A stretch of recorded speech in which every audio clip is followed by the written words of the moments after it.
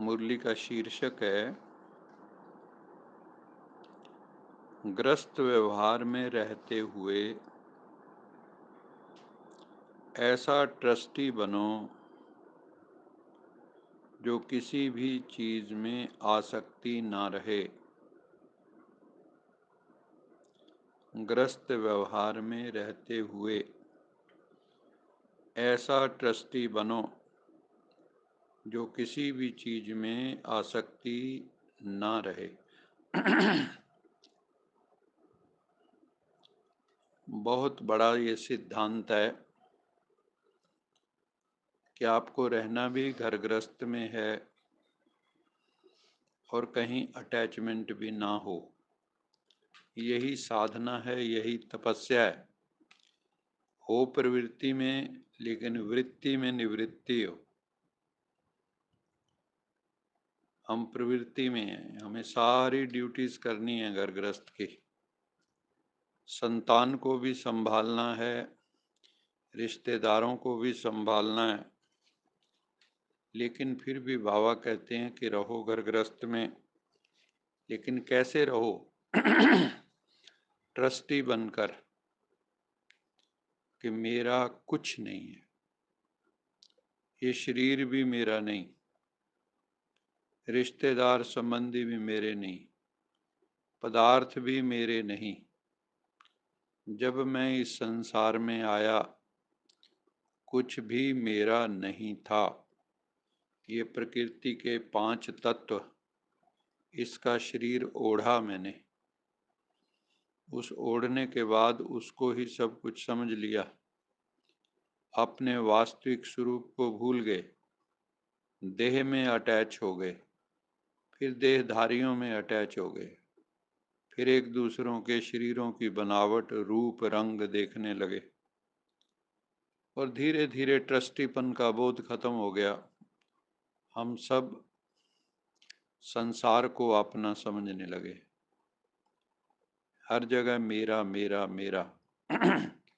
जबकि मेरा मुझ में कुछ नहीं, जो कुछ है सो तेरा, तेरा तुझको सौंपते क्या लागे मेरा। ये भाव हमारा समाप्त हो जाता है। आज भी हमारे हाथ से कुछ छूटता नहीं है आसानी से। क्यों? क्योंकि उसको मेरा समझते हैं, तेरा नहीं समझते, परमात्मा का नहीं समझते। जो कुछ भी है, देखो इस शरीर की भी कोई गारंटी नहीं। अभी अभी बोल रहा है, अभी अभी मौन हो सकता है।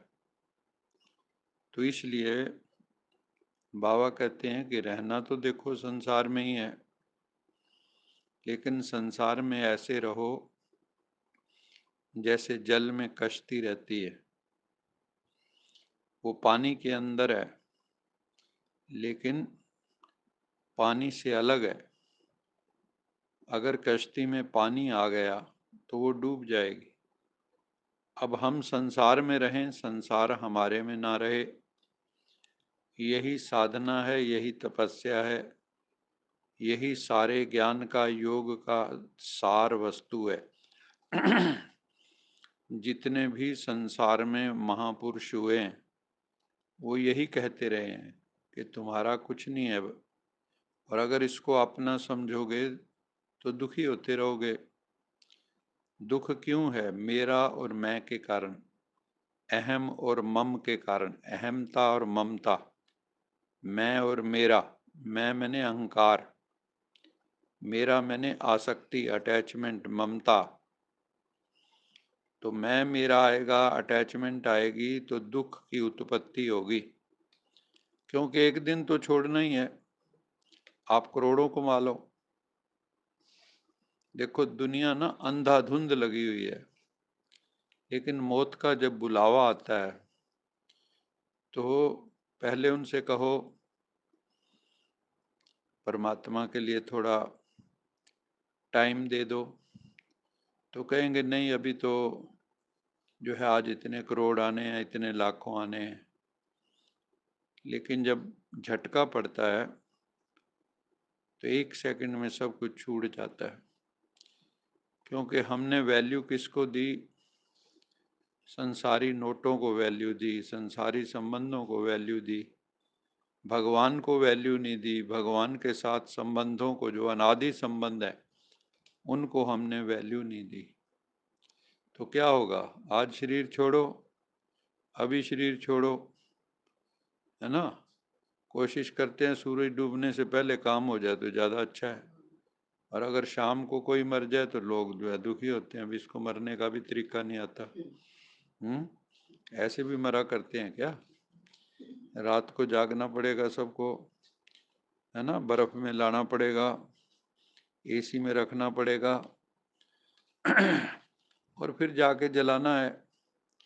फिर जो थोड़ी सी हड्डियां निकलेंगी, अस्थियां, उसको जल प्रवाह कर देना है, नामो निशान भी ना रहे। और फिर कल्पना लोक में ही सोचते रहना है कि ऐसे हमारे माँ बाप, बाप दादा हुआ करते थे, लेकिन वो नाम रूप दोबारा कभी संसार में दिखाई नहीं देते। इसलिए बाबा कहते हैं, बच्चे अगर आनंद से, मौज से, खुशी से रहना है तो कहीं अटैचमेंट मत करो। और अटैचमेंट से बचने की एक ही विधि है, सब कुछ अपना अमानत समझो, ट्रस्टी बन जाओ, गृहस्थी नहीं बनो।